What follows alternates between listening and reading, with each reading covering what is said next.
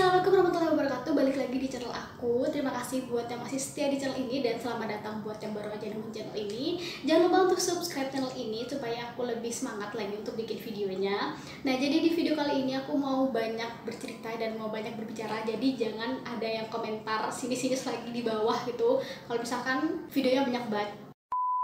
Aku mau ceritain perjalanan panjang aku dalam menyapih anak aku dari dot ini. Nah, jadi saat ini anak aku itu, waktu aku bikin video ini ya, anak aku tuh usianya 17 bulan dan semua giginya alhamdulillah udah lengkap, udah komplit.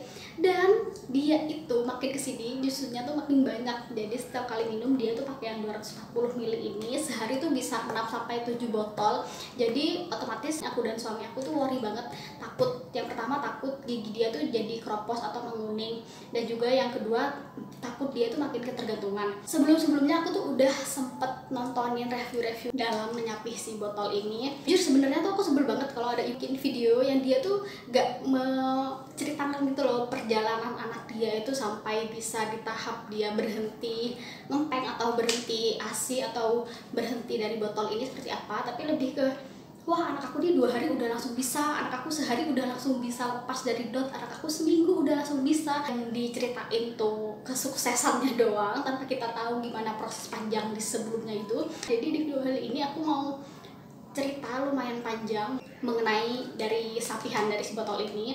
Nah, jadi di usia dia yang ke-8 bulan, waktu itu dia itu sempat sih ya beberapa kali dia tuh ketiduran gitu di troli di saat kita jalan-jalan, atau emang waktunya dia tuh main gitu, dia tuh sering banget ketiduran di troli. Nah, di saat itulah aku berpikir apa ini saatnya aku untuk melepaskan dia dari botol ya gitu. Jadi aku coba-coba gitu. Nah, itu alhamdulillah lumayan berhasil selama 2 minggu seperti itu. Tetapi PR yang selanjutnya adalah dimana setiap kali anak aku tidur malam atau tidur siang, aku tuh harus banget muterin keliling kompleks dan muter alun-alun supaya anak aku tuh ketiduran tanpa dot. Dan aku rasa sebagai aku yang LDR dengan suami dan bener-bener dihandle sendiri si bayi ini, aku ngerasa kewalahan kalau misalkan harus sering-sering banget keluar rumah, apalagi cuma untuk menidurin dia.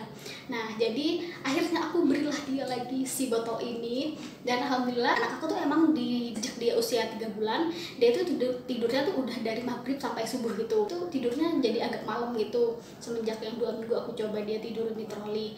Nah, karena aku nggak betah, karena sejak aku coba lepas dari dot itu, dia tidurnya tuh jadi malam gitu, jadi jam 10-an. Akhirnya aku berilah dia ini lagi si botolnya lagi tuh. Nah, akhirnya alhamdulillah sejak aku kasih dia botolnya lagi, dia itu habis isya gitu jam 7-an sekapan dia tuh udah tidur. Tetapi ya itu dia tidurnya sambil botol gitu, jadi biasanya dia tuh bakal ketiduran sambil ngedot. Nah, sampai pada akhirnya kakak aku tuh yang cerita kalau anak dia umur 1,5 tahun dia tuh udah bener-bener bisa lepas dari dot, dan kalau misalkan tengah malam pun kebangun ya minumnya susu tapi pakai gelas gitu. Jadi aku pikir apa aku coba ya gitu. Jadi di saat dia mulai bisa jalan 12 bulan itu aku mulai, kan aktivitas dia udah mulai banyak kan, aku pikir dia bakal kecapean karena dia main, karena dia jalan, karena dia mengeksplor seluruh ruangan. Jadinya aku coba untuk menyapih dia lagi dari dot. Caranya ialah, jadi aku bener-bener ajak dia main di siang hari, juga tidur siangnya juga nggak terlalu lama akhirnya, dan di malam harinya aku coba kasih dia dot. Tapi kalau untuk sebelum-sebelumnya kan biasanya kalau misalkan di 240 ml ini dia belum tidur juga, biasanya aku bakal tambah lagi yang sekitar 160 ml, dan itu bener-bener worth it, bikin anak aku tuh yang kelelap.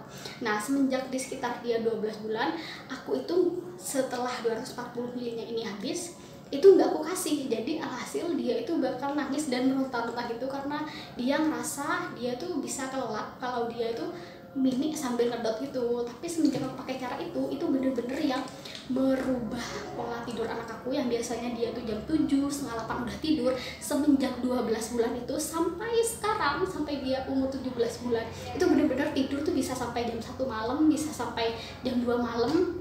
Jadi agak nyesel juga aku pakai cara itu. Tapi kabar gembiranya, jadi kan sebelumnya dia harus ngedot dulu sambil dia bakal ketiduran. Tapi sejak 15 bulan kemarin itu dia itu bakal ngedot dulu, bakal minum sampai habis, kemudian dia bakal main lagi. Setelah itu sekitar jam 1 atau jam 2 malam, jam 2 pagi gitu, dia bakal, kalau udah ada sinyal ngantuk, dia bakal naik sendiri ke atas kasur atau dia ngasih kode gitu ke aku untuk dia tuh mau minta dikelonin gitu. Nah itu adalah sampai tahap ini perjalanan anak aku. Jadi itu adalah perjalanan awal anak aku mencoba untuk menyakti si botol ini. Bener-bener perjuangan panjang banget. Emang banyak yang nyaranin aku untuk coba deh pergi ke kayak dukun anak atau apa gitu. Jadi itu kayak semacam di botolnya ini dikasih doa-doa atau semacam campuran jamu-jamu gitu. Aku juga gak paham, tapi aku pikir dia nggak minta untuk dikasih dot gitu kan. Itu atas permintaan orang tuanya sendiri, atas suguhan orang tuanya sendiri. Jadi aku berharap walaupun perlahan tapi pasti suatu saat nanti bisa dia lepas dari dot. Nah untuk persoalan si gigi-gigian ini, karena di 17 bulan dia kan belum bisa kooperatifnya untuk menggosok giginya. Jadi biasanya setiap kali dia tidur, aku bakal bersihin di bagian gigi di luarnya, bagian dalam, atas, bawah, bakal aku lap gitu pakai kasah steril dulu.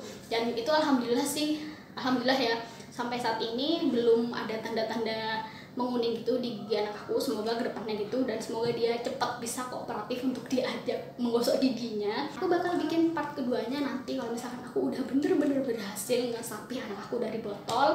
Info untuk malam harinya, kalau dia bangun tengah malam, biasanya aku kasih dia air putih aja pakai sedotan. Itu udah lumayan bikin dia tenang. Tapi emang ada beberapa waktu yang mungkin dia emang ngerasa lapar, tidurnya tuh dalam keadaan lapar, jadi dia ngerasa butuh susu di tengah malam. Itu tetap aku kasih susu, tapi biasanya aku encerin susunya supaya susunya tuh nggak menggenang gitu loh di giginya. Jadi itu tips dari aku. Tapi biasanya sih udah makin kesini dia tuh udah makin bisa diajak kerja sama gitu.